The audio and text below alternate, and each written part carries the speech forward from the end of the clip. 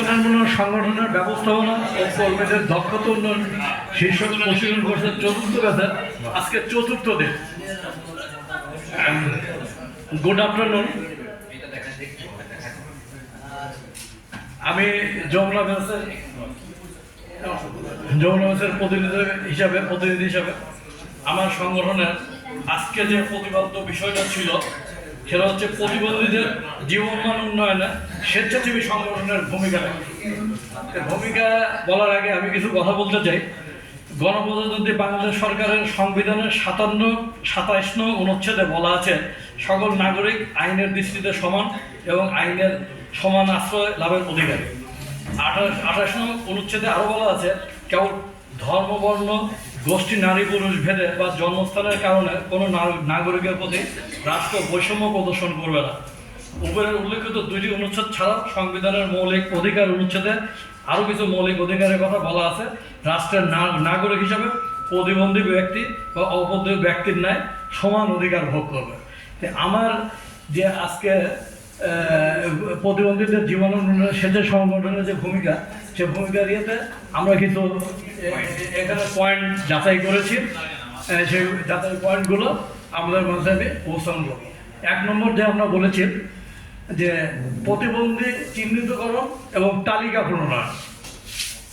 2 নম্বরে শিক্ষার কারিগরি ও শিক্ষার ব্যবস্থা করা। 3 নম্বর পুনর্বাসনের ব্যবস্থা করা। 4 নম্বর আয়বর্ধকমূলক কার্যক্রম। 5 নম্বর বিনা সুদে ঋণ প্রদান। 6 নম্বর কর্মক্ষেত্রে নির্দিষ্ট কোঠা প্রণয়ন।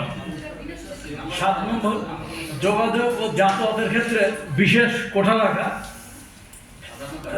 সাধারণ ও কার্যকর কমিটিতে প্রতিবন্ধীদের অন্তর্ভুক্ত করা।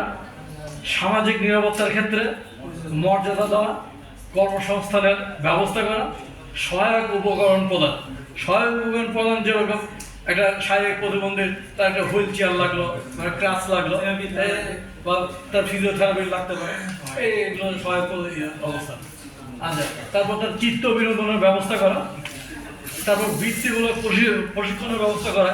যারা যেহেতু সাধারণ লোকের মতো যারা যেহেতু কাজ করতে পারবে না, সুতরাং তাদেরকে যদি একটা বৃত্তিমূলক প্রশিক্ষণের ব্যবস্থা করা যায়, তাহলে তাদের কর্মক্ষেত্রে তাদের আয় ইনকাম হলে তারা সামাজিকভাবে কিছুটা হেল্পফুল হবে। আচ্ছা, আর আমাদের সবার দৃষ্টিভঙ্গি পরিবর্তন করা।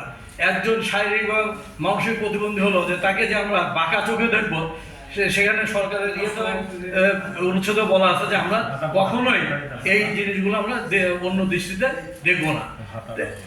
আর তাদেরকে নির্দিষ্ট ভাতার একটা ব্যবস্থা করা, যাতে সরকার যে ভাতার ব্যবস্থা অবশ্য করে রাখছে আর কি, সমাজ অধিদপ্তর, সমাজ কল্যাণ পরিষদ থেকে যেটা যায়, সেটা একটা তাদের জন্য যদি ন্যূনতম হয়ে থাকে তবু তাদের জন্য অনেকটা হেল্পফুল।